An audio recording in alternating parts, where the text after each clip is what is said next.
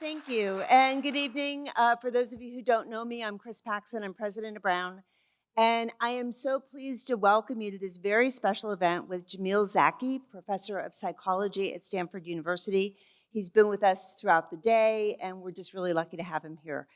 So over the next hour plus, hour and a half or so, Jamil will talk to us about the impacts of cynicism, and conversely, what happens when we replace cynicism with hope. I'm enjoying his newest book, which many of you may be reading or have read. We're going to hear about how to find opportunities to build common ground, foster civil dialogue across political differences, and how to fight loneliness. I want to recognize Corin Backegard and the Community Dialogue Project and Campus Life, the whole Campus Life team that's worked really, really hard to put this event together. So thank you. And people in my office too. So I'm particularly excited about tonight's event because it's the very first event we're holding as part of our newly launched Discovery Through Dialogue, which is a community project. And I hope you had a chance to read about it in our announcement last week. For those of you who didn't, let me just say a few brief words about it. So over the past several years, really coming out of the pandemic, but maybe even starting before then, we've heard from faculty, staff, and students across our community who are looking for more opportunities to be in constructive dialogue with those whose views are different from their own. That's one of the reasons why you come to a university. But at the same time, there's been a shift across our nation, including on our own campus, in how we deal with contentious and polarizing issues. And so instead of engaging across difference, and this isn't the only thing that happens, but I think it's fair to say that we've seen a greater tendency to isolate and echo chambers with those who share our opinions. But dialogue, and especially dialogue with those whose views are different than our own, whose experiences are different from our own, this is really the lifeblood of Brown. It's precisely how we advance knowledge and understanding, which is our mission. It's absolutely critical. And it's been a hallmark of Brown since the time of its founding. So the Discovery Through Dialogue project will highlight and expand many opportunities, and we'll be building new ones, for faculty, students, and staff to strengthen productive dialogue on campus. We'll be hosting events, offering opportunities for professional development, making sure that students have support to bring in and do the things that they want to do, speakers, hosting events, other things that foster constructive dialogue. So I'm encouraging all of you to participate, continue to participate in this shared project of our campus community, and you can keep up to date on the Discovery Through Dialogue website. And I want to thank members of my team who've been instrumental in developing this initiative. Thank you.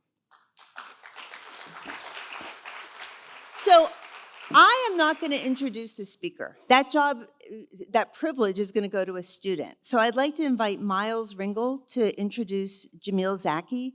Miles is a senior. He's pursuing an independent concentration in empathy in practice, and Jamil's work has been an inspiration to Miles' academic path. So please join me in welcoming Miles. Thank you.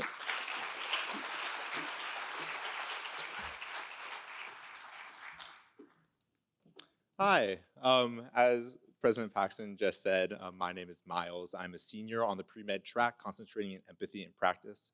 Through my independent concentration, I explore empathy in our modern American context, focusing on how its presence, and especially its absence, shape our lived experiences. It is my distinct honor to welcome tonight's special guest speaker, without whose research my concentration would not be possible. Jamil Zaki is a full professor of psychology at Stanford University.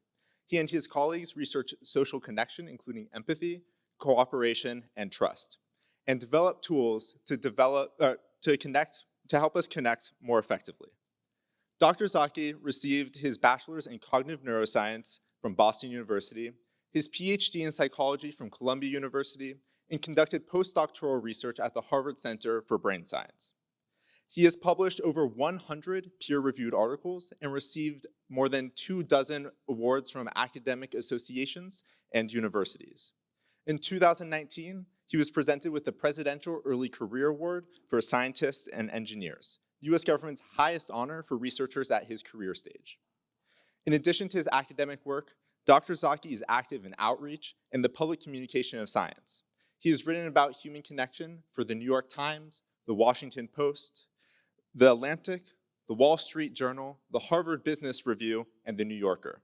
His books, The War for Kindness and Hope for Cynics, have been called a wide-ranging practical guide to making the world better by NPR and a ray of light for dark days by Adam Grant. He regularly gives talks and trainings for a range of audiences, including Fortune 500 executives, healthcare workers, middle schoolers, and government officials. His TED and TEDx talks have been viewed more than 3 million times. Please join me in welcoming Dr. Zaki.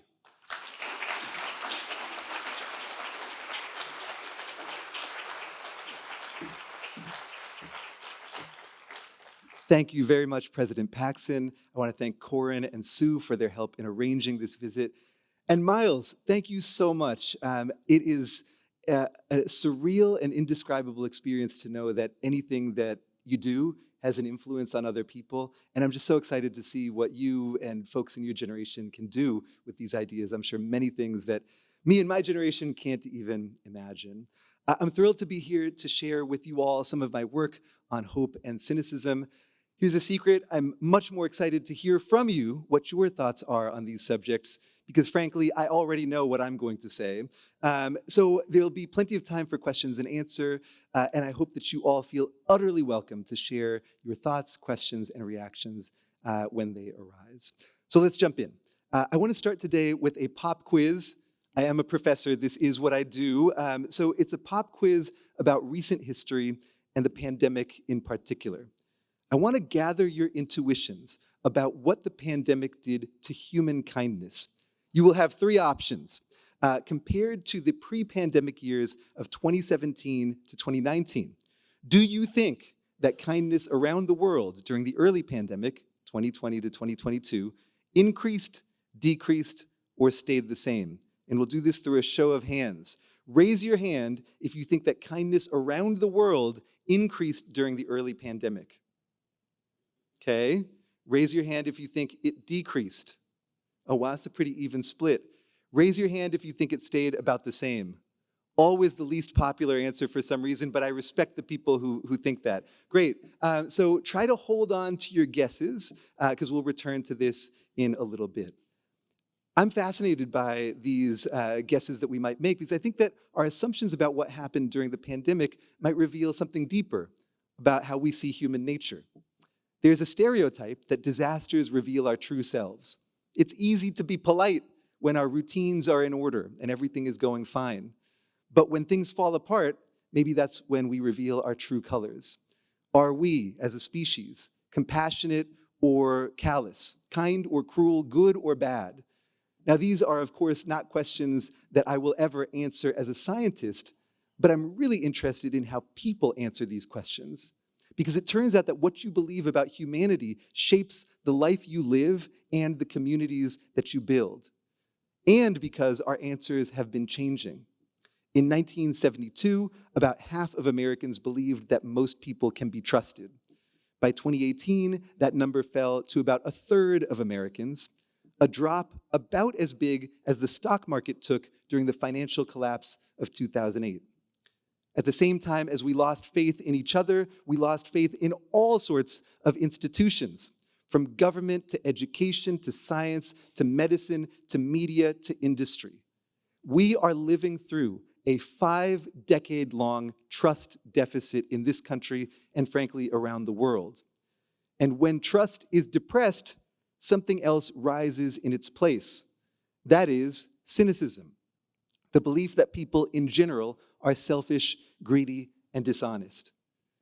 Now, cynicism is a totally understandable response to a world that sometimes feels full of injustice, corruption, and inequality. But that doesn't mean that it's helping us. In fact, cynicism hurts us at basically every level that scientists can measure. Compared to more trusting individuals, cynics deal with much more chronic stress. Their relationships are shorter and less satisfying. So are their lives. Cynics actually die younger than non-cynics. Cynical communities also don't fare very well. They tend to be more divided and extreme, less civically engaged, and they tend to stagnate, both socially and economically. This cost of cynicism is unfortunately borne, like so many costs, disproportionately by younger people. A 2019 survey asked thousands of Americans whether they agreed with the statement that most people would take advantage of you if they had the chance. And what it found is that Gen Z, in particular, is the least trusting on record in the US, at least since we've been collecting data of this type. And this same generation, of course, is suffering in many ways that are well documented. The 2024 World Happiness Report might as well have been called the American Unhappiness Report, because the United States, for the first time in 15 years, fell out of the top 20 happiest countries on Earth, driven entirely by a steep decline in well-being among young people. So cynicism then is a problem. If it were a pill, its warning label would be super long, like one of those CVS receipts that is 3 feet long for no discernible reason. It would list things like heart disease, depression, loneliness, low salary. We didn't even get into that one. In other words, cynicism, if it were a pill, would be a poison. Which begs the question, why are more of us swallowing it each year? Why is something so harmful also catching on? I think one reason is that our culture has glamorized gloom. We view people who are optimistic as having their head in the sand, as not understanding how the world works. And we view people who are cynical as wise and gimlet-eyed, as though they know something that the rest of us don't. This is not new.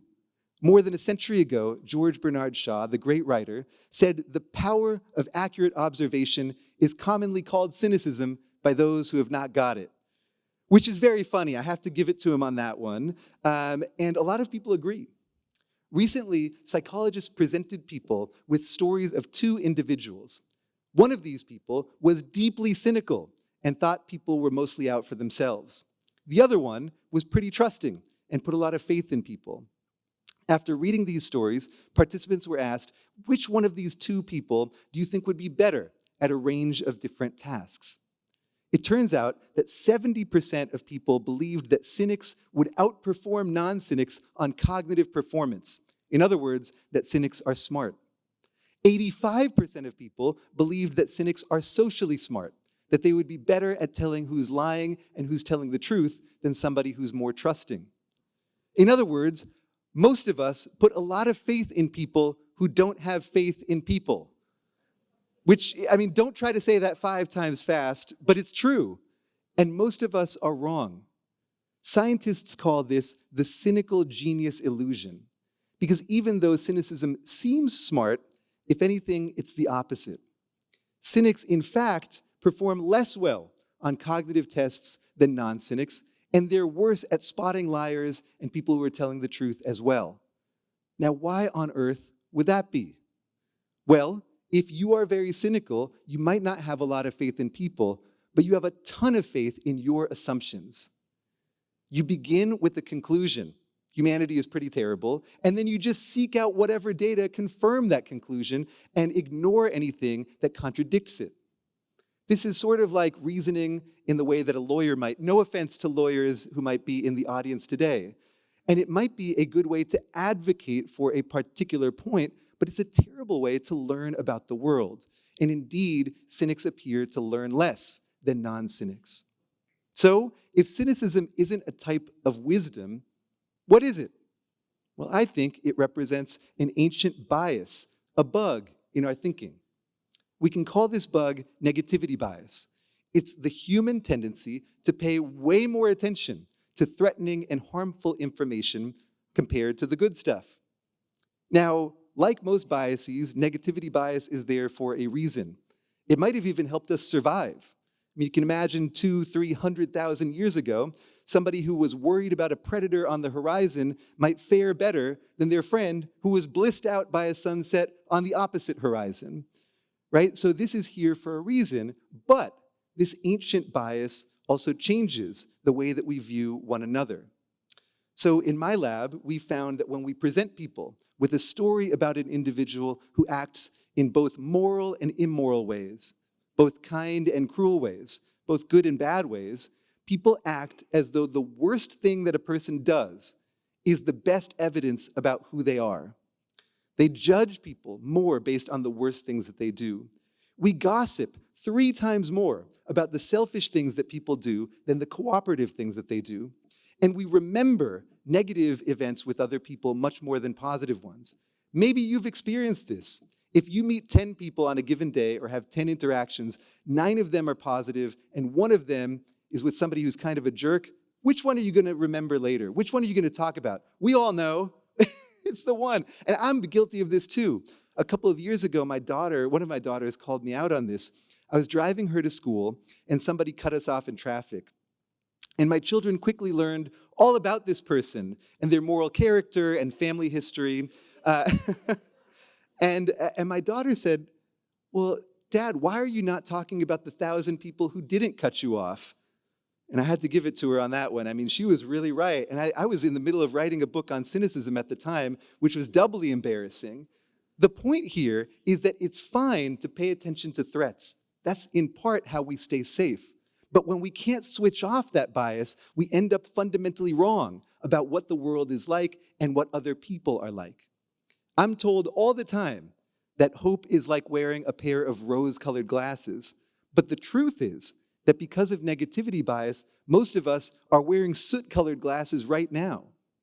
We vastly underestimate how trustworthy, generous, open-minded, and warm other people are. This is based on decades of research.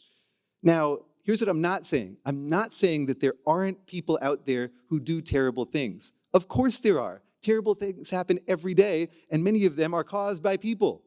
What I'm saying is that the average person underestimates the average person, and we do so at our own peril. This is true even of the example that we began with, our pop quiz.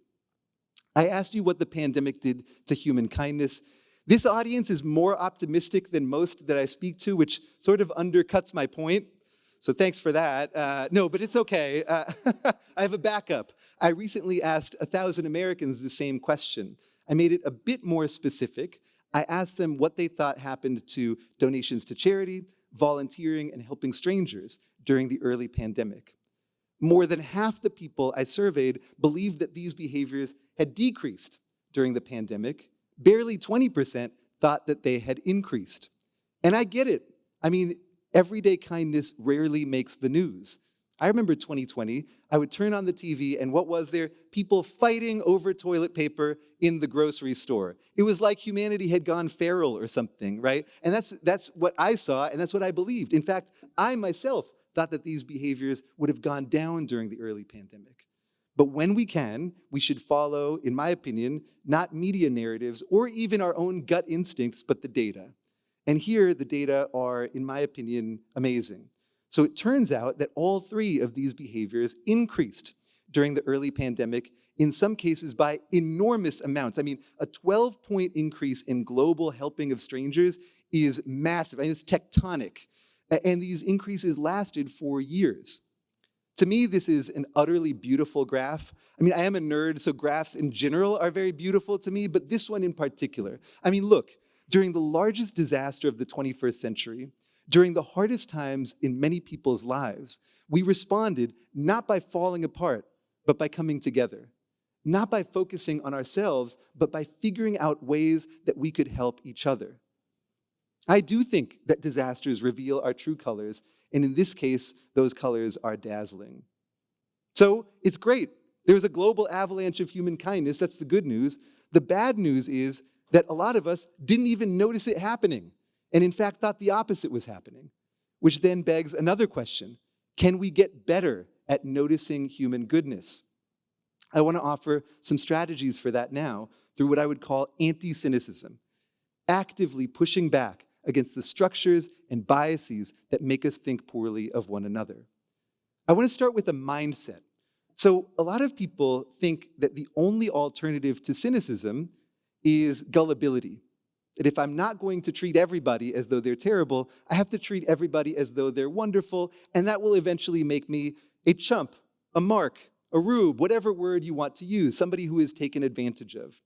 There is, though, a third way. A lot of people confuse skepticism with cynicism, but actually it's quite different. If a cynic thinks like a lawyer in the trial against humanity, and a gullible person maybe is a lawyer for the defense, a skeptical person instead thinks like a scientist. They don't start with the assumption that people are terrible or that they're wonderful. Instead, they wait for evidence before deciding who they can trust, before deciding how they want to see people. I'd like to argue that in addition to being skeptical, we might add something else, what I would call hopeful skepticism. That is a combination of this scientific mindset with an understanding of our own biases.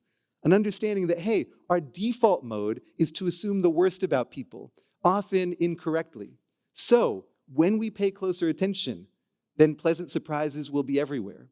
When we think like scientists, reality will often exceed our expectations. So, if hopeful skepticism is a mindset, what do we do with it?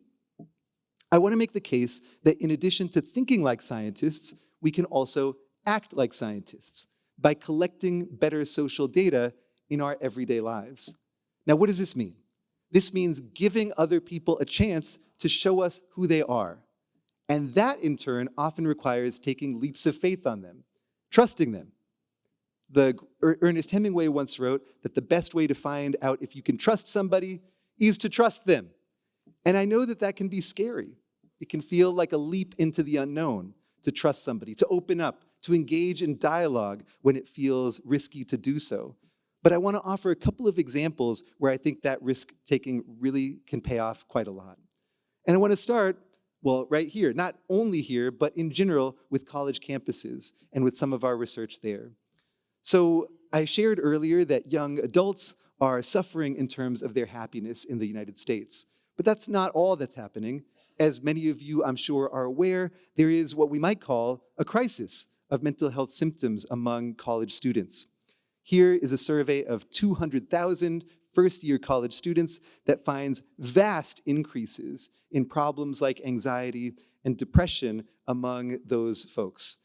This is really terrible, and at the same time as students are suffering much more with these mental health issues, they also are much lonelier and feel more isolated than they did in the past.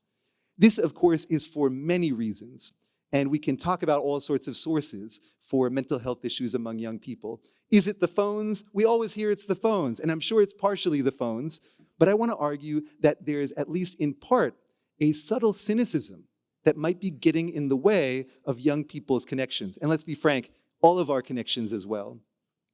At Stanford, we explored this. My lab and I surveyed thousands of undergraduates, and we asked them two types of questions. One about themselves, and two about the average Stanford student. For instance, how likely are you or the average student to empathize with someone who feels bad?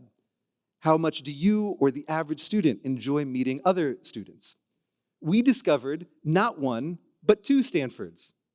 The first one, here in orange, was made up of real students who were basically at the top of the scale in terms of their empathy and warmth and interest in connecting with one another. That's a great picture. The second Stanford, in blue, lived inside students' minds. Students firmly believed that their average peer was far less empathic and less interested in talking to them than the real truth. This belief didn't stay in students' minds.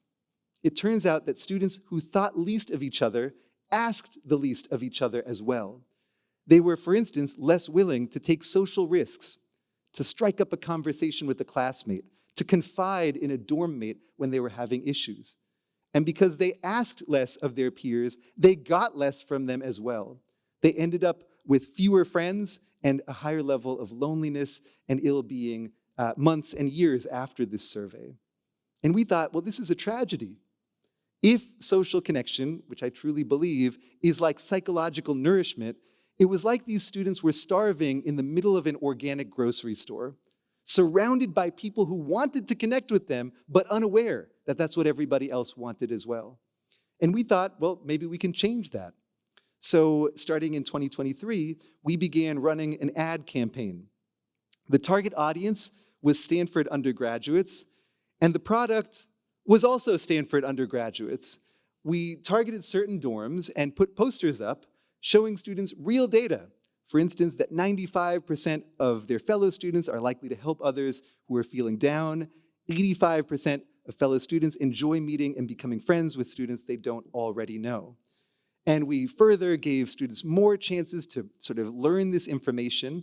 And we found that students who learned what their peers were really like, what their peers really wanted, were more willing in the subsequent months to take chances on other students, and they ended up with a greater number of friends also. And the great thing for me about this project, and in general, I might add, anti-cynicism research, is that in order to decrease people's cynicism, you don't have to lie to them. You just have to tell them the truth. I want to talk about a second place in which I think the truth is better than we expect, and I know it's not one in which we expect very much, but that is ideological and political division in the United States. As many of you, I'm sure, are aware, Americans have sorted. We spend a lot less time with people we disagree with than we did in years or decades past. President Paxson and I were talking about Thanksgiving dinner earlier, and it turns out that there is an amazing study carried out just after Thanksgiving 2016. I don't know if anybody remembers anything else that happened in November of 2016, but at any rate, researchers used data from people's cell phones to see whether, in order to go to Thanksgiving dinner, they crossed party lines from a Democratic county to a Republican one, or vice versa. And it turns out that if you did that, you stayed at Thanksgiving dinner for 54 minutes less on average than if you were eating with people who agreed with you. Now, I want to be really clear. The end of Thanksgiving dinner is when the pie arrives. Unequivocally, the best part of Thanksgiving. So people are forsaking pie in order to not talk with people they disagree with. I mean, that's really showing how they feel. And in the vacuum created by our lack of contact with real people we disagree with, we start to learn about them not through conversation, but through media, through cable news and through social media. And of course, those outlets are more than happy to feed us information that is as toxic and negative and terrifying as humanly possible. And what that means is that we end up with a very skewed view of who's on the other side. So in my lab and many others, we've asked both Democrats and Republicans, what do you think the average person you disagree with is like? And we find that people are wrong on virtually every metric we can measure. People don't understand the demographics of folks they disagree with. They think that the average person they disagree with is far more extreme than they really are, twice as hateful as they really are, and 4 times more violent than they really are. In a real way, we are fighting phantoms. And if you really believe, which I think Americans truly do, that the people you agree with are vitriolic, extremist, violent people, why would you ever want to talk with them? I want to suggest now that we should talk more, and I want to caveat that by saying what I'm not saying, which is I'm not saying that we owe people conversation or empathy. I'm not saying that it's our job to feed the trolls or talk with folks who would be violent towards us, actually violent towards us, or take away our basic human rights. But I think that oftentimes, when we have dialogues across difference, it's shocking how much that is not the case. A couple of years ago, my lab ran a study where we brought about 100 Americans, about 50 Democrats and 50 Republicans, together in pairs to have Zoom conversations across difference. We asked these folks to talk about gun control, abortion, and climate change. Really easy, breezy subjects, nothing controversial there. And beforehand, we asked these folks, how do you think these conversations will go on a scale of 1, the worst conversation you can imagine, to 100, absolutely delightful? And they guessed that the conversations would be somewhere between neutral and awful, right? They expected that they would fight with this person, that they would really dislike the person, and that they would feel worse about the other side after the conversation. You know who else had poor expectations of these conversations? We did, the research team. We hired a whole bunch of moderators and walked through painstaking procedures for what they should do, not if, but when people started screaming at each other, doxing one another, and threatening each other. We were terrified. We were frankly terrified to run this study, and we thought, and we wrote this down as a prediction, that 25% of these conversations would need to be stopped for reasons of incivility. In fact, none of them were stopped, and afterwards, we asked these folks to tell us, how did you like the conversation? And the most common response we got on that same 100-point scale was 100. People found these conversations, by and large, delightful. Now, why is that? It's because they realized they were dead wrong about what the other person would be like. Here you can see that compared to their expectations in blue, the reality in red that they reported is that this other person who they truly disagreed with about these issues was far more open, more logical, more empathic, and far less angry than they expected. And talking with just one person that they disagreed with in this civil and open-minded way decreased people's animosity towards the entire other side. Democrats if you were a Republican, Republicans if you were a Democrat, for 3 months, which is as long as we ran the surveys. I mean, we didn't think it was going to last that long, so we didn't get approval to run any more after that. But so for at least 3 months, people feel better about half of the country after talking to one person. Why is that? Well, because most of them had not had a conversation like that in years, if ever. So this suggests that these conversations can be enlivening for us, but they can also be quite useful even from a strategic perspective. Research in political science finds that one of the most powerful tools for persuasion is what's known as deep canvassing.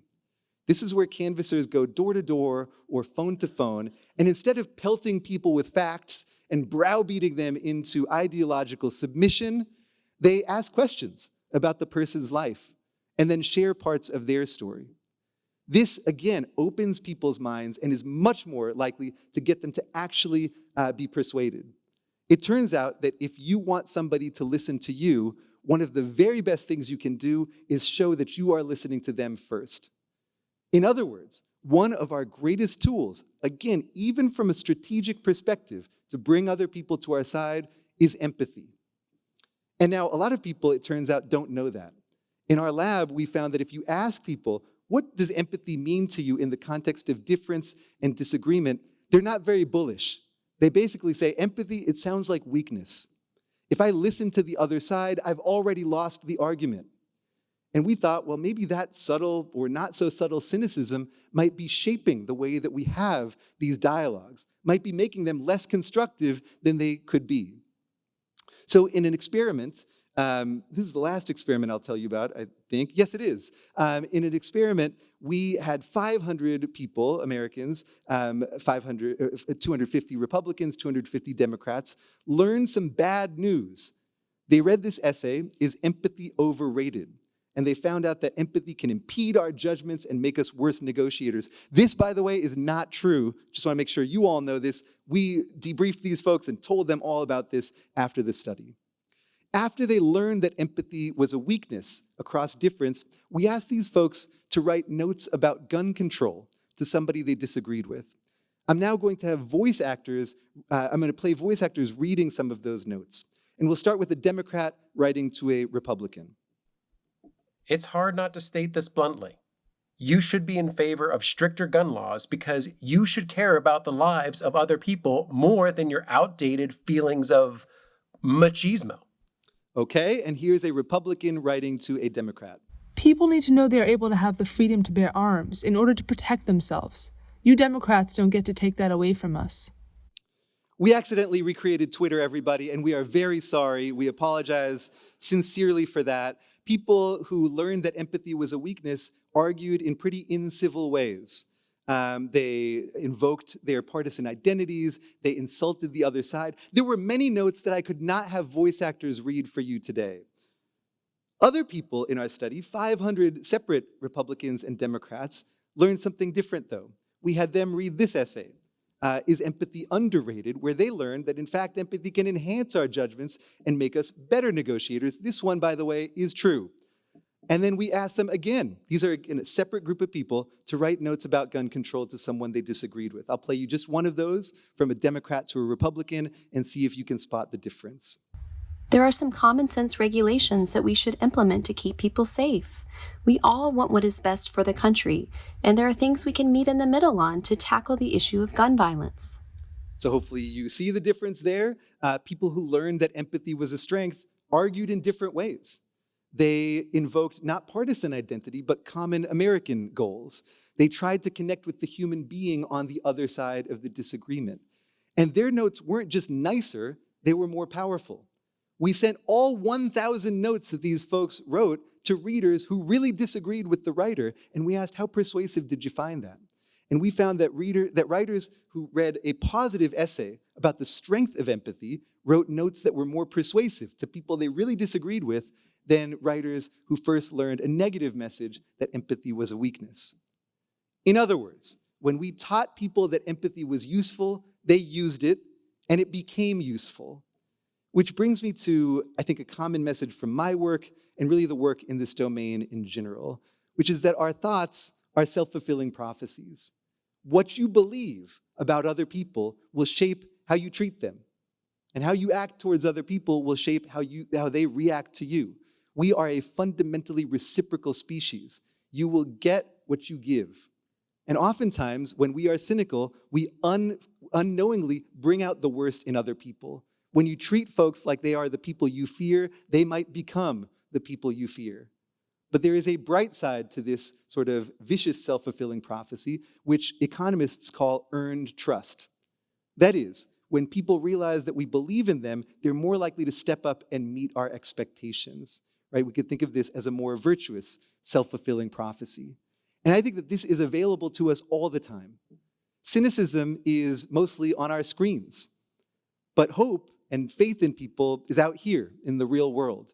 In general, and I find this to be terrific news, the closer we get to other people, the more we like them.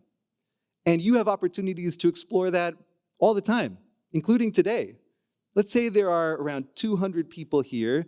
By my estimate, that would be somewhere around 25,000 possible connections between you all. And you could choose today, after you leave here, to strike up a conversation with somebody, to show curiosity in them. Now, I'm not guaranteeing anything. There are no guarantees in life, certainly social life least of all. But statistically speaking, this should go well and maybe even better than you expect it to. I want to end with a note on hope. I realize that this might feel like an ironic time to be talking about hope and even encouraging it. I know for many people and for many reasons, right now feels like the opposite of a hopeful time. But I want to make the case that hope is, in fact, most important at times of adversity and turmoil. And that's partly because of what it is not. Optimism is the idea that things will go well. Optimistic people tend to be happy, but they can also get a little bit complacent. If a bright future is certainly on its way, then you can just kind of sit on the couch and wait for it to arrive. Hope is different. It is the idea that the future could turn out well, but that we don't know. And in that uncertainty, there is room for our actions to matter. Hope has three components as psychologists see it. One is a positive goal. Two is willpower, a desire to achieve that goal. And three is way power, a path through which to pursue it. And in general, whereas optimism can be vague and passive, hope is active and even fierce. In fact, I think it's very important for any of us who want to change anything in the world. A lot of people think of cynicism as a sort of radical perspective on the world. And it's true that cynics point out many problems in our society, but they don't see many solutions. I mean, if you think that the worst things that are happening in our world right now are the best reflection of our species, then there's no chance that we can do anything better. And in fact, cynics compared to non-cynics are less likely to vote and take part in social movements. And if you look instead at the history of social movements around the world, what you see is not cynicism, but rather two things. One, a fierce discontentment with the status quo, and two, a sense of faith that most people want something better. And in my opinion, it is that hope in each other, not necessarily in our systems, but in each other as a species, that allows us to fight for a better world by helping us see it more clearly. I'll stop there and I look forward to your questions. Thanks very much.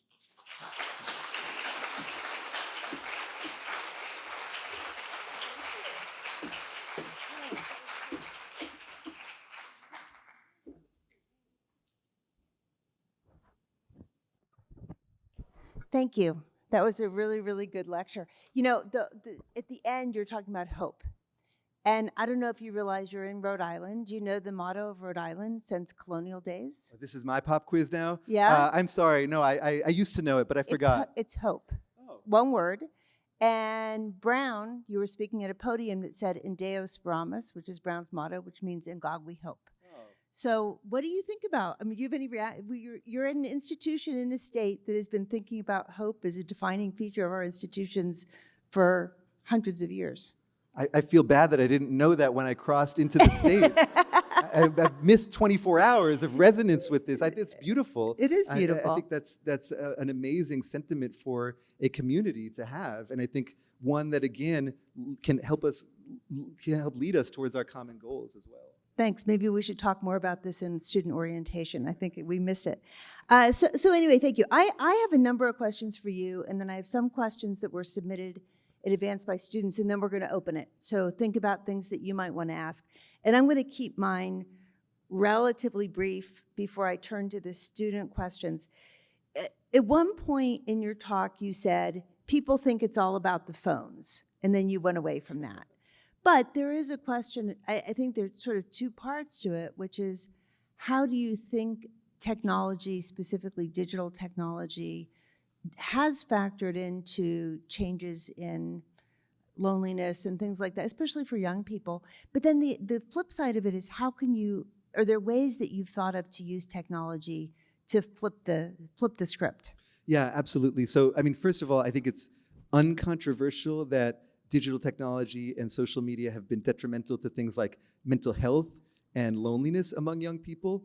It's less well established, but still I think pretty compelling that these same technologies have ruined our perspective on each other. So there's something called mean world syndrome, which is it started with studies of cable news, but the idea was that the more that you tuned into cable news, the worse that you thought the world was, and the worse that you thought other people are.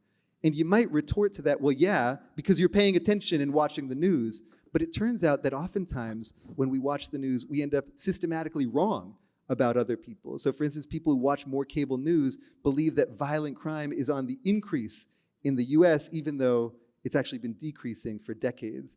And social media, I think, does this, but to a hyper degree and in a much more specific way.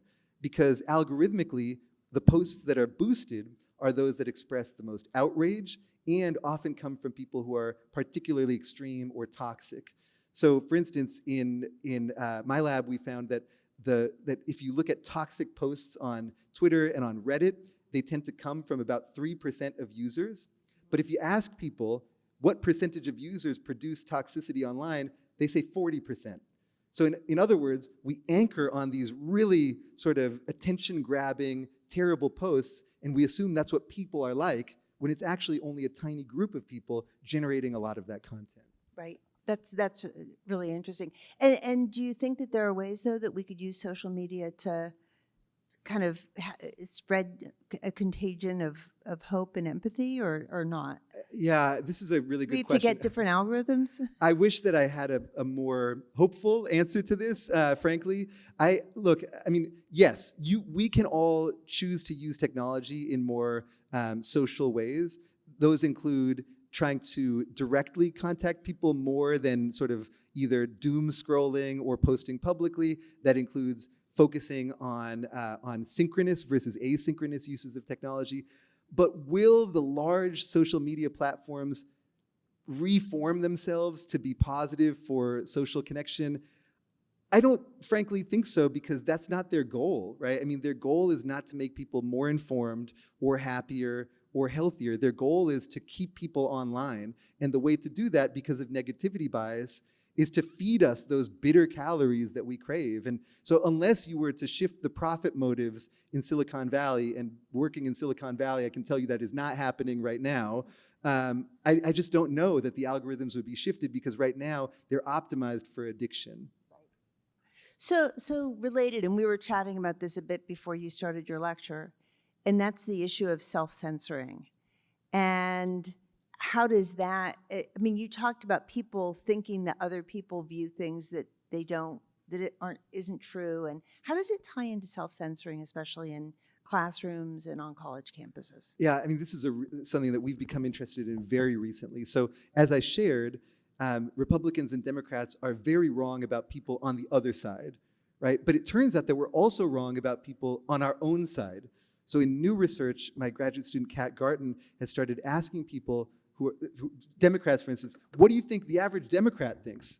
And Republicans, what do you think the average Republican thinks? And in both cases, people believe that the average member of their own party is more extreme. And we find that that's especially true on at least our college campus. So we recently surveyed all the students in a giant, 700-person course.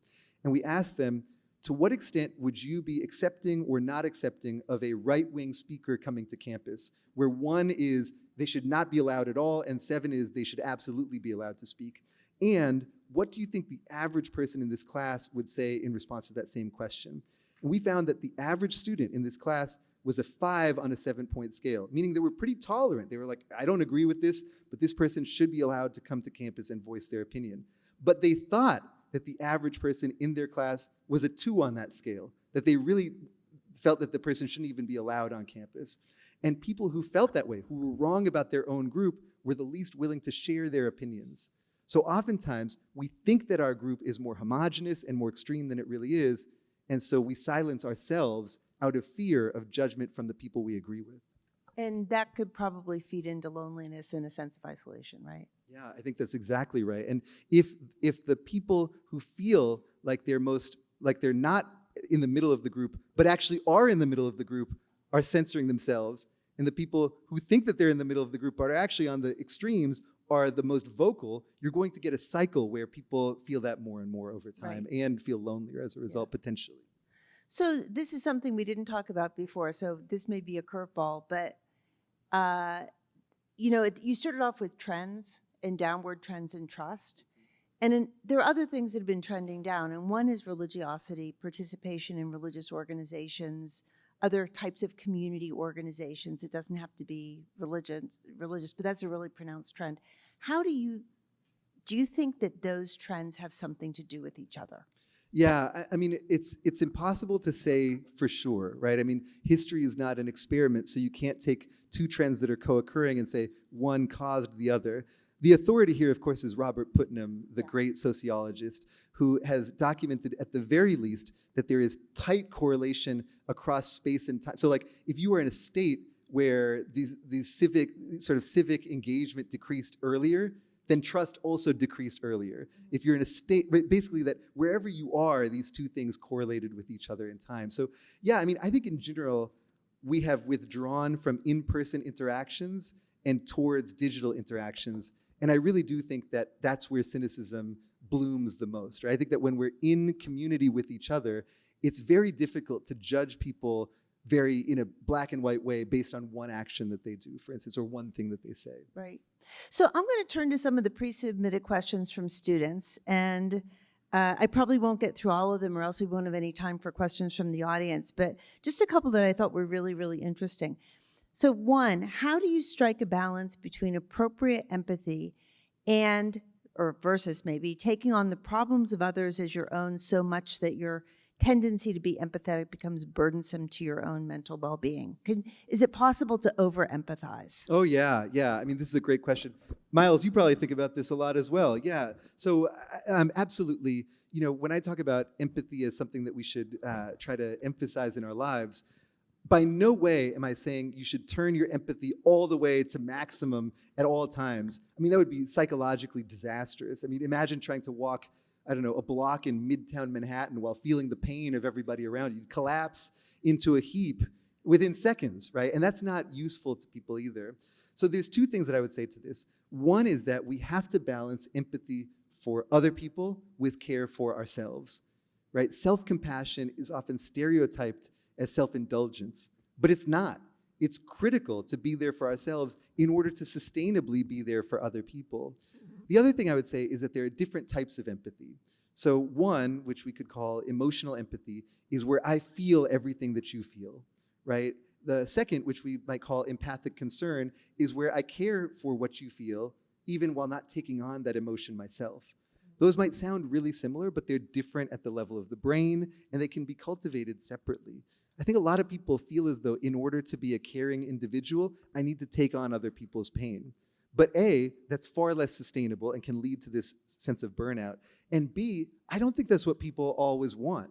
You know, if I'm with my therapist and he breaks into tears and say, oh my gosh, your life really is terrible, that's not helping me, right? I want him to feel concern, not to take on my pain, right? So I think that that sort of modulation of our empathy towards a type of care that nonetheless has some boundaries can be more sustainable. Right. And just a corollary to that, it wasn't in the student's question, but I've heard people say that they think that being empathetic means you have to agree.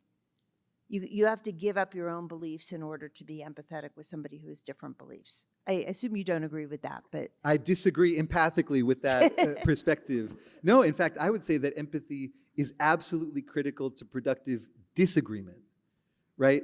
Understanding that somebody else is a human being is not at all the same as agreeing with them. I think that it can often, though, help us be curious and understand where their beliefs come from. And oftentimes, once we understand where their beliefs come from, we can say something that is more compelling to them and might actually get them to change those beliefs. Right? I mean, this is what deep canvassing is all about. It's about using empathy as a tool to connect people, but also to potentially change their minds. So maybe that's relevant to this. Another question that came from students that I really liked, and this is the Thanksgiving dinner question, sort of. How can I talk to my parents productively about controversial issues, especially when we disagree? And I would underline the parents here, because there's a different dynamic. Yeah, I mean, absolutely. In a way, when I talk about that Zoom study where strangers had these great conversations, one of the questions I always get is, well, yeah, that's easy mode. That's with strangers. I mean, it's really hard to disagree with. Mother? Yeah, it's really hard to disagree with my mother. Yeah, exactly. Yeah. And that's where the Thanksgiving dinner study comes in, right? Where people really don't want to talk with their relatives they disagree with. So at Stanford, I teach a class called Becoming Kinder, and we have all these challenges. Actually, the parents of one of the students in that class are here now. And so one of the challenges that I give them is called disagreeing better. And I tell them, find somebody in your life who you care about and don't pick a fight with them, but find a disagreement with them. And we talk about using these tools from deep canvassing. The primary tool that we use, that I tell them to use, is instead of talking about your opinions, instead of going into debate mode where you're trying to convince a person, which, by the way, people know when you're trying to convince them and they don't like it, go into interview mode.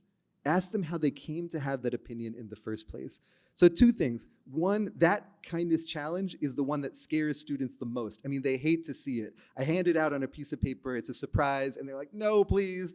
And it's the one that they say afterwards was the most valuable. I think that we're terrified of disagreement with people that we care about because we think it will create a rift in our relationship. And that might be true if all we do is yell at each other about our opinions. But when you actually ask your parents, hey, you have this opinion that I really don't resonate with. Why? From where does it come, right? What you actually do is learn a lot about your parents, maybe that you didn't know before, and maybe they learn about you. The students in my class did not, by and large, come away from these conversations agreeing.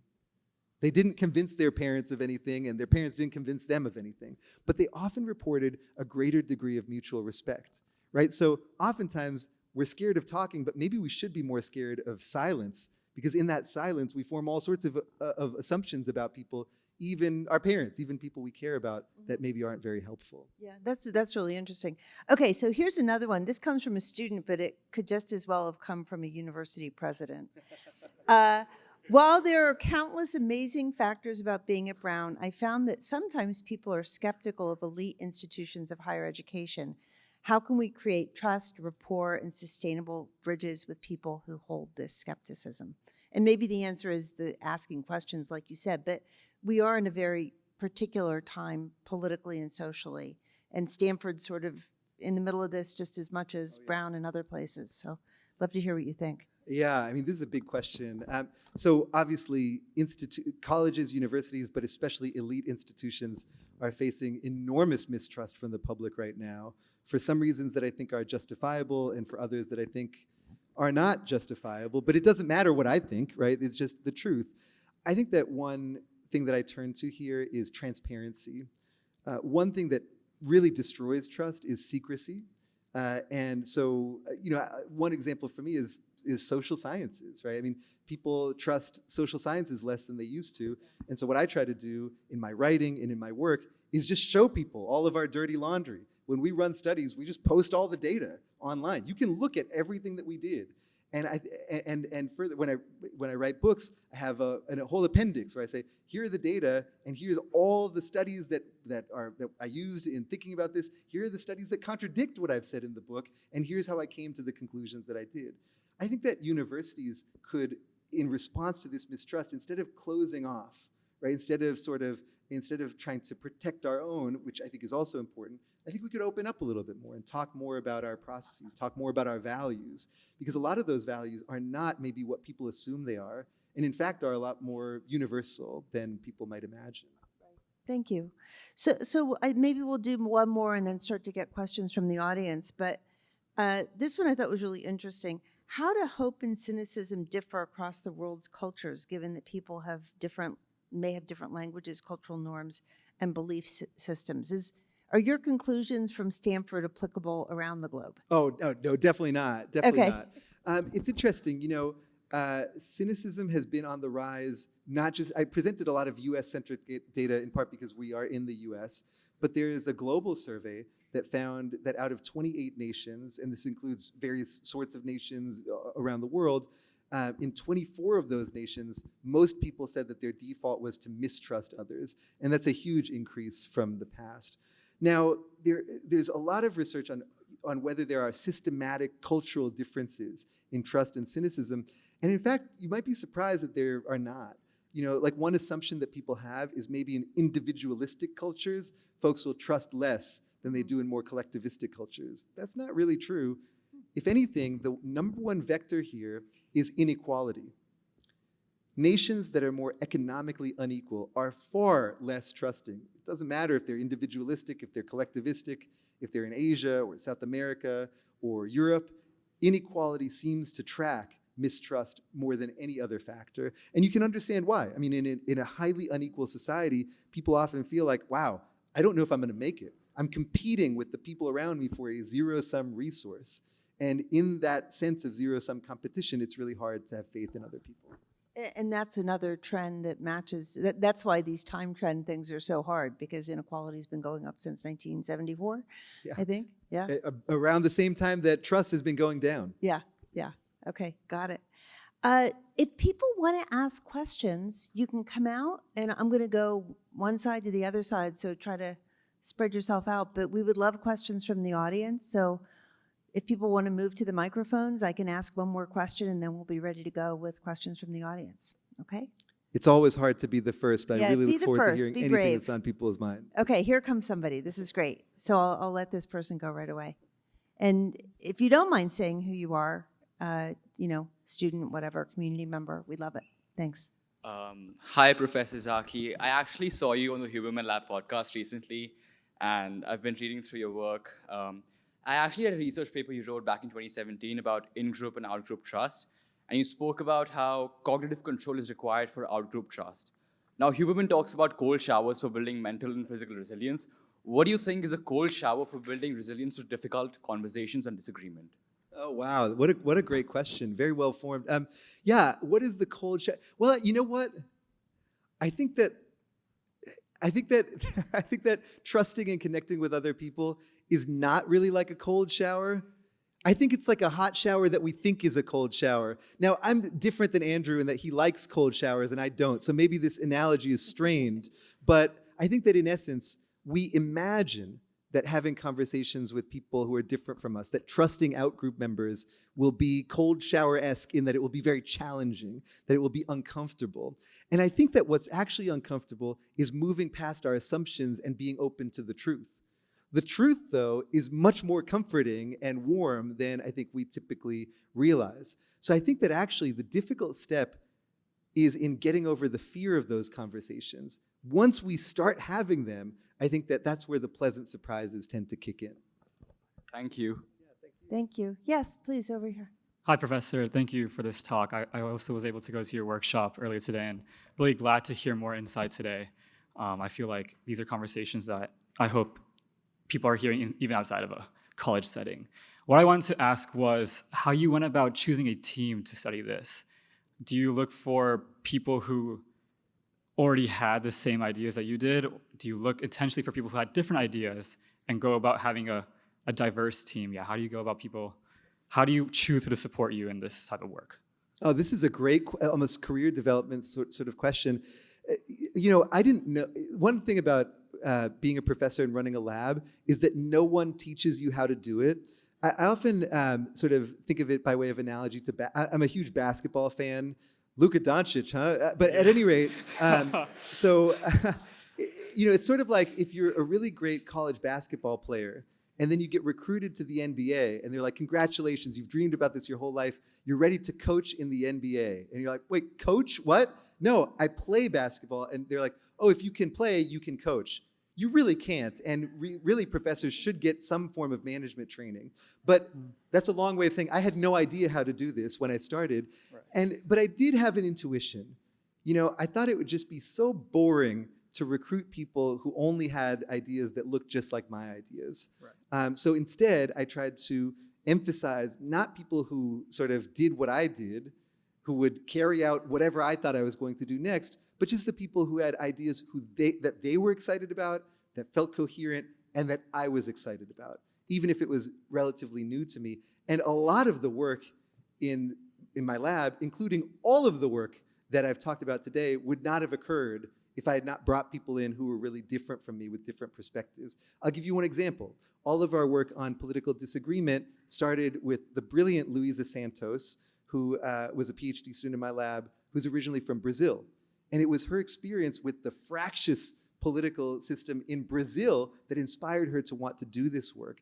And that different perspective that she brought, I think, inspired a great degree of creativity and power in that work. I know I'm going long on this, but I will say that there's a bunch of great research on what's known as collective intelligence. Anita Woolley at Carnegie Mellon is the best scholar on this, or the most productive scholar on this. And she finds that in order for a team to be productive and innovative and to solve problems very well, the best thing is not for them to have the same perspective, but rather for them to have diverse skills and perspectives and to draw on those different ways of thinking and different ways of acting at the right times. So I didn't know that. I'm not trying to take any credit for saying I tried to build a collectively intelligent team. I did so completely by accident, just based on my intuition. But could I do it over again? I would sort of take those principles and specifically try to recruit people who have different perspectives and different bases of knowledge. Thank you. Are you making a argument for diversity on college campuses? I would never. No, of course. That's terrifying. Please don't quote me. Yeah. No. I mean, I think there's actually a real point here, Yes. which is you bring together people with diverse perspectives and experiences, and that creates a better learning environment. 100%. No, Yeah. To be serious, Yeah. yes, I am making that case. And Yeah. I do think that the case can be made in a number of different ways. I don't think we need a, quote, business case for having people from multiple perspectives and backgrounds in a room or at an institution, but you can very easily make that exact case if you want to. Thank you. Yes, please. So, hi, I'm a current psych student here at Brown, and I've been thinking a lot about barriers to empathy. And one of the things that really resonated with me is that cynicism seems to be behaving sort of as like a protective measure, like a too thick barrier of armor from the fear of being taken advantage of or fear of being seen as naive within a society. And in turn, hope seems to be perceived as vulnerability, as weakness. And I was wondering how we, in our discourses, make it safer for people to trust in others and to trust us. Wow, that is a really powerful, wonderful question. Gosh, I have so much to say in response to this. First, I really resonate with the metaphor that you use. In fact, I use that same metaphor in my book. I think that oftentimes people are cynical not because they want to look clever, but because they've been hurt in the past and they don't want to be hurt again, right? So they've been disappointed and they decide that the only way that they can stay safe is to be pre-disappointed. The certain way to not have other people let me down is to never expect anything of them, right? That you can think of as a suit of armor, exactly as you really beautifully put it just now. Except I think it's a suit of armor that actually doesn't protect us, but in fact suffocates us instead, right? I mean, if you are cynical and can't depend on people, you might not be taken advantage of, but you will also lose out on friendship, collaboration, love, so many of the things that make life beautiful, which then gets to your very deep question. How do we get people to take that leap of faith, to take off the armor, right? And to be more open to the world and to others? So there's a couple of steps here that I think draw a lot from cognitive behavioral therapy, which I'm sure you might be studying actually. So CBT is grounded in the idea that oftentimes people who are really suffering, they're suffering not just in the way that they feel, but because of what they think. They have these assumptions about themselves and about other people that are irrational and really negative. They go on a bad date and they say, I'm unlovable. I'll never find romance. And so a therapist, what they might do is start by fact-checking those feelings. Wait a minute, never? Are you sure? Right? Why? How do you know? And sort of asking people to defend their position, which oftentimes, of course, we can't if what we have is a general, gigantic conclusion about the world. And then the second step is to take little risks, right? I mean, when I say take a leap of faith on other people, I'm not saying give your bank account to a prince who's going to wire you $14 million, right?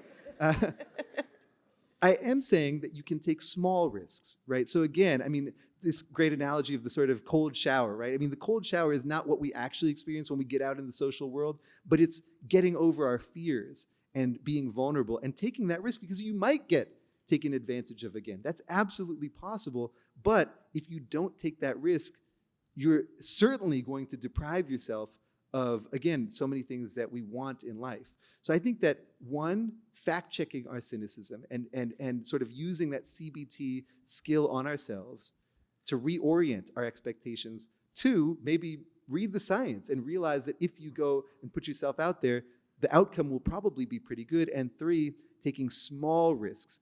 Sorry, I have to add a fourth. I know this is I'm not trying to filibuster here, but a fourth thing is to try to also then learn from our experiences.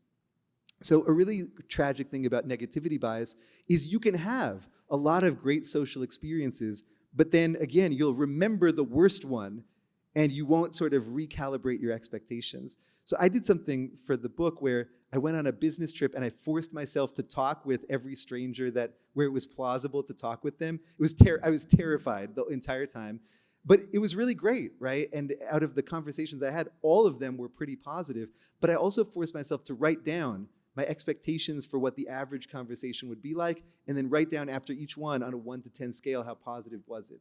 And it was seeing the data that actually changed my mind and made me more open to trying that again in the future. So I think that, so now what are the 4 steps? One, fact check your cynicism. 2, understand from the data that probably things will go better than you realize. 3, try to collect data yourself through these little social experiments. And 4, try to remember those data and update based on them. I know that was the longest answer in the world, but I really appreciate your question. It was a terrific one.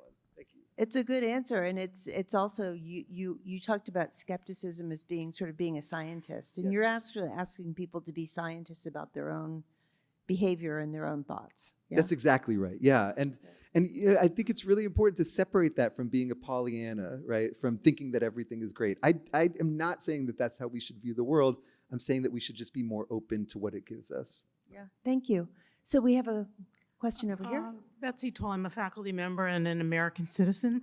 And I'm just wondering how this concept of thinking about hope and cynicism applies to the current moment of watching our government behave in ways that we just had never seen, sort of deliberate misinformation, engendering chaos intentionally, bringing unvetted citizens who have huge power financially and have been in charge of social media to destroy aspects of our government. How would you recommend that we take some of these principles in approaching not just our immediate circles, which obviously they're very wise for, but on a larger scale? Yeah, thanks for the question. So a couple of things.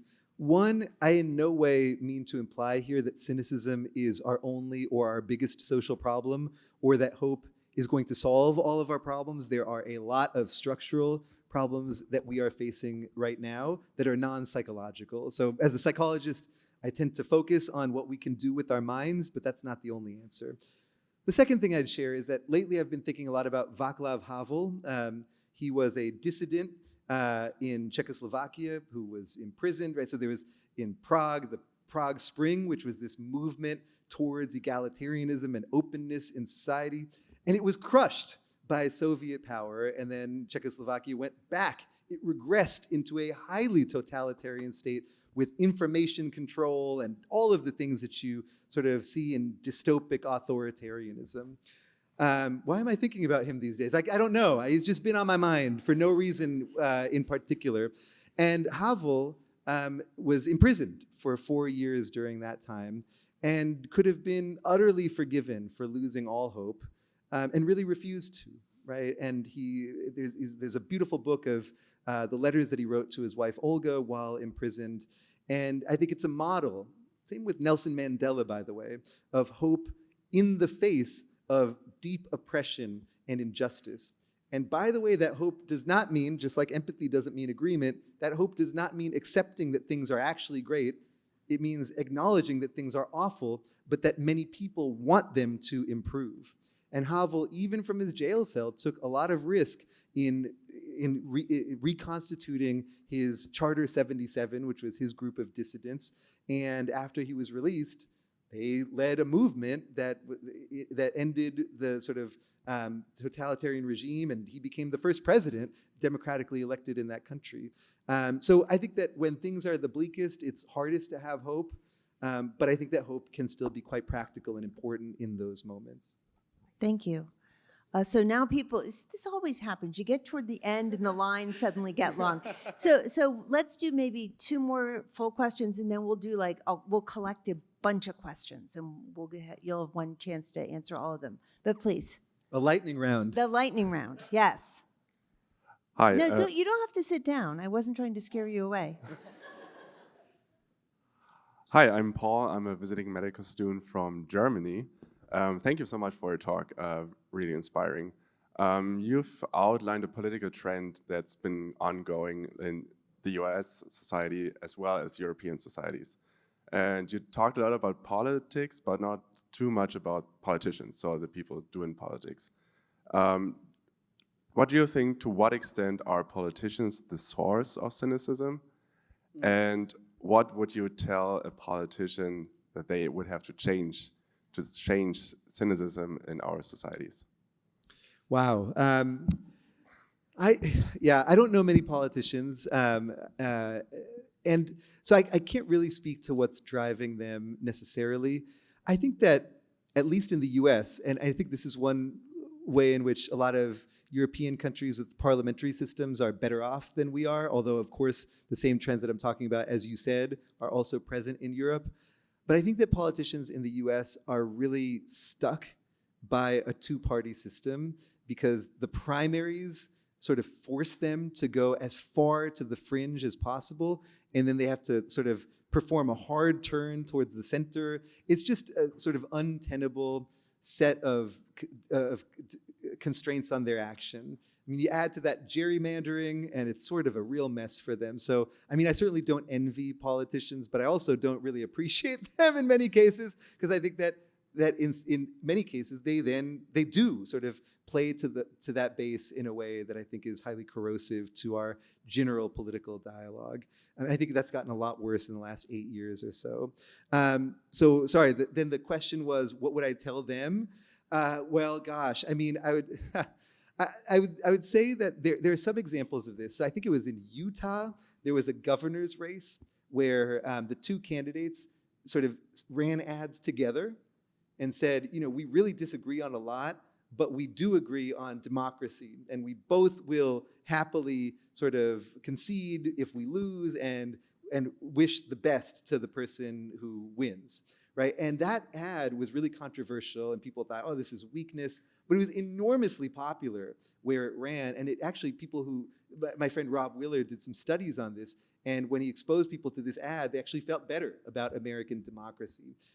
Now, I don't know that that would be a politically safe strategy for people in certain districts or with certain constituencies, but I think it's one small example of trying to put democracy above party. I don't know to what extent that's tenable for many politicians. I don't know to what extent that's even desirable for many politicians, but it's one example that gave me just the slightest bit of hope. Thank you. Thank you. Really good question. Yes, here. Hi, thank you so much for being here. My name's Eliza, and I'm a senior studying public health.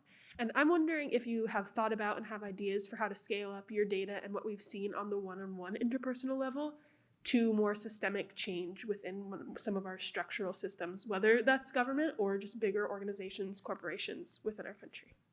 It's a really great question. I mean, I think systems and structures are made of people.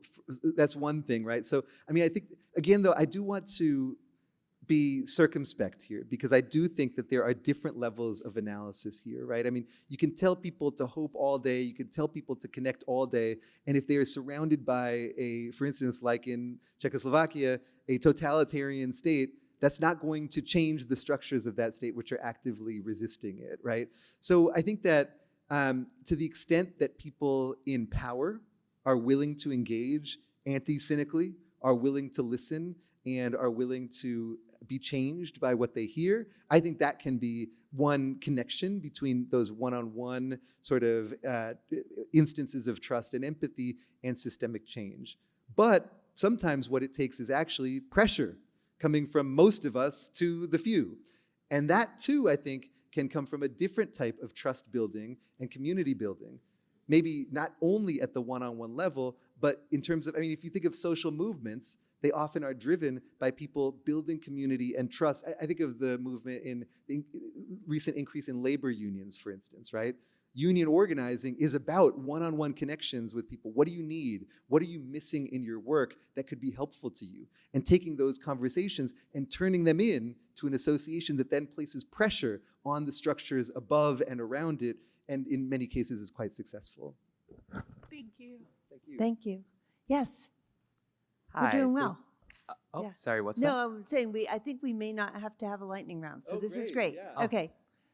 Thank you for the insightful talk today, Professor Zaki. I'm Alan. I'm a computer science and economics student here at Brown. I'm curious what your advice would be on building trust in the corporate world, because I think in a place where there's often conflicts of interest and hidden motives because of corporate politics, do you think it's always possible to form a trustful relationship with others, and how would you navigate that? Yeah, a lot of answers to this question. One is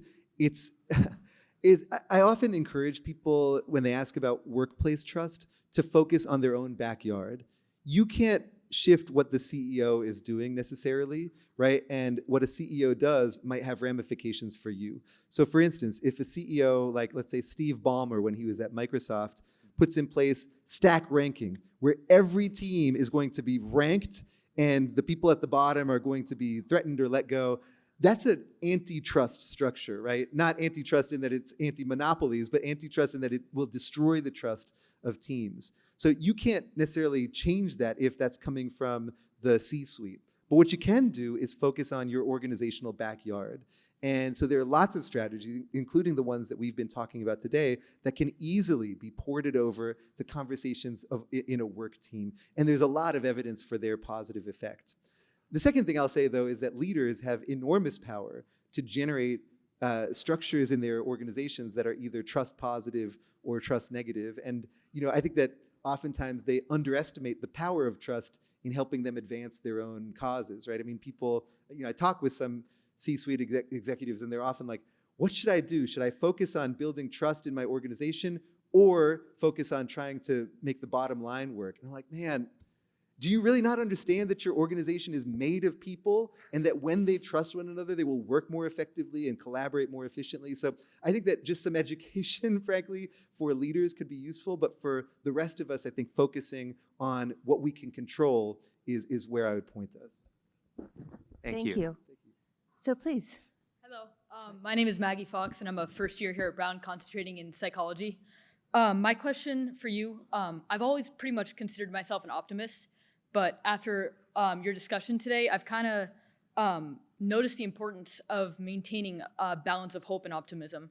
So do you think hope is contagious within relationships? And if so, like how can fostering hope strengthen your connections, especially throughout the times that we're facing today? That's a great question. I do think that hope is contagious. I think that when we show people a version of ourselves, right, where we are looking towards the future and we are focused on what could go well. And when we show people that we're not assuming that things will go well, but rather taking action, we can inspire them. We can bring them along. We can also do that more intentionally. I mean, motivational interviewing is one form of sort of therapy that I think is really important here. It's really a beautiful form of therapy where you ask the person, what do you want? And what do you most want? What's in your way and how can you get there?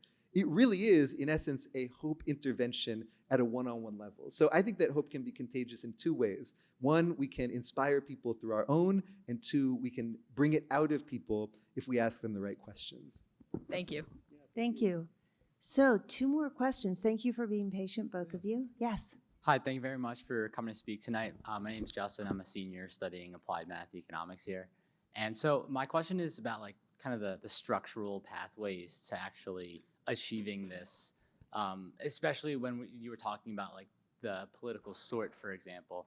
When I think about getting these people to sort of build up that hope and abandon that cynicism, there's the issue of having the opportunity in the first place to do it, and then also like being able to buy in and do this sort of uptake process through it. And so in a world where we're not part of a research study getting paired up on a Zoom call, I don't think we can replicate that for 300 million people.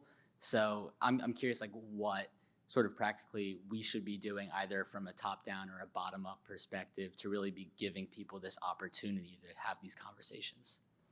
Yeah, I think about this a lot. I mean, there's a gajillion small nonprofit organizations that are like called Brave Conversations or Tea in the Living Room or whatever, right? That are all, I made both of those, but they're basically, just trying to bring people together across difference.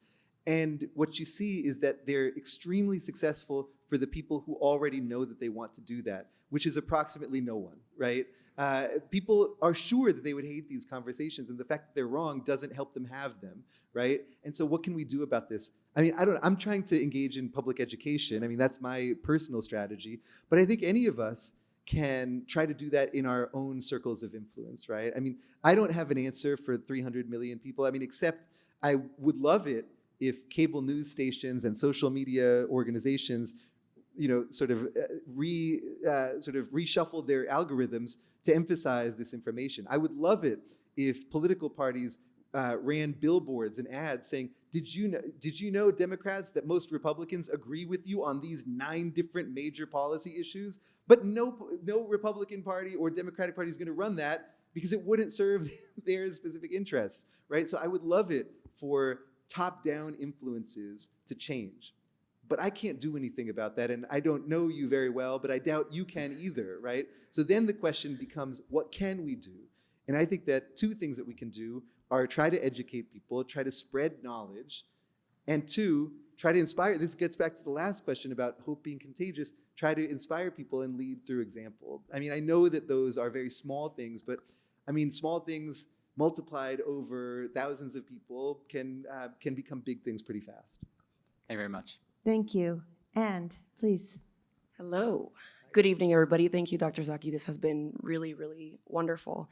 And I think today we've talked about at the micro level and at the macro level, various aspects around hope and empathy and dialogue. And I guess in my work in alumni relations, we get a lot of requests for how to facilitate group-based dialogue that may range, it can be in 20 people, 100 people, but there is a sense of sharedness. And so I'm wondering, as individuals, we can commit to being empathetic and engaging in dialogue and listening.